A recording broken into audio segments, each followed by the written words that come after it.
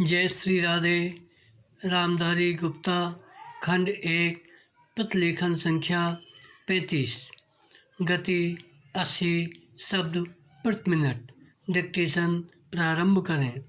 महोदय, मुझे इस संबंध में एक बात और कहनी है। वह यह है कि मुझे मुख्य आयुक्त के भाषण के अनुसार यह आशा थी कि सरकार मजदूरों की उन्नति के लिए, उत्थान के लिए, उद्योगों के विकास के लिए और गांवों की स्थिति सुधारने के लिए तकनीकी प्रशिक्षण देने का काम करेगी। विराम। लेकिन ऐसा ज्ञात होता है कि आर्थिक शक्ति सीमित होने के कारण इस ओर कार्रवाई करने की संभावना नहीं रही। विराम।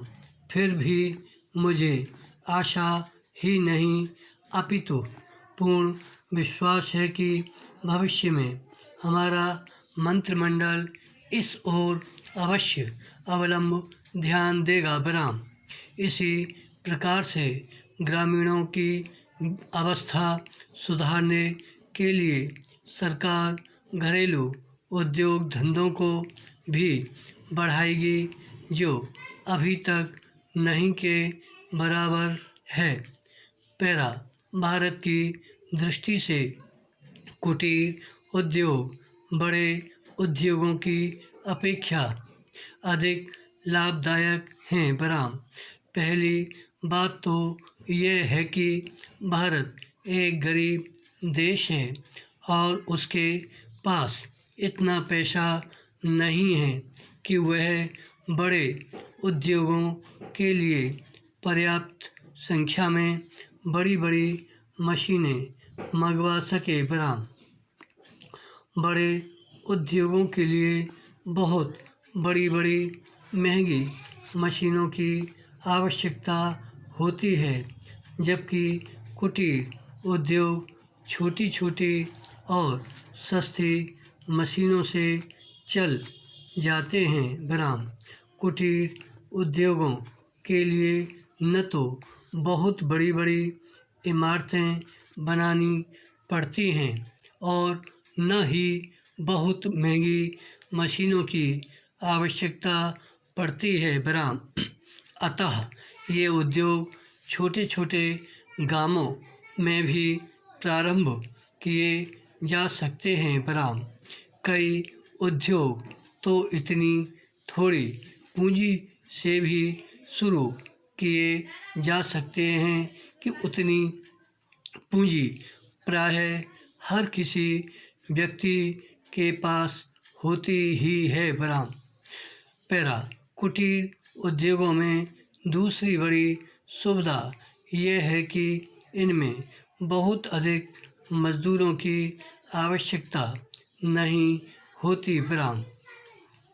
एक परिवार के सदस्य ही उस उद्योग को चलाने के लिए पर्याप्त होते हैं। विराम। घर के सब सदस्य उस काम में हिस्सा बटा सकते हैं। विराम।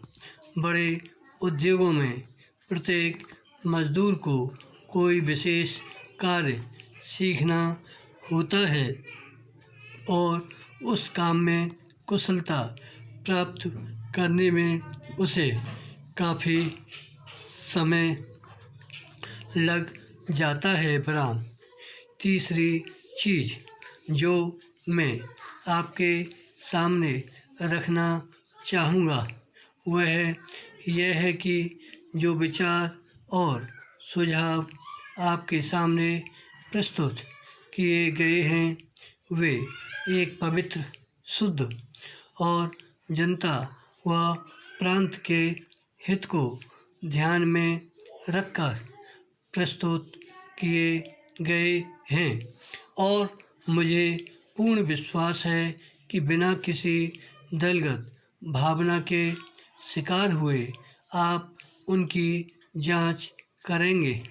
और यदि वे जनहित की कसौटी पर खरे उतरें तो उन पर कार्रवाई करेंगे।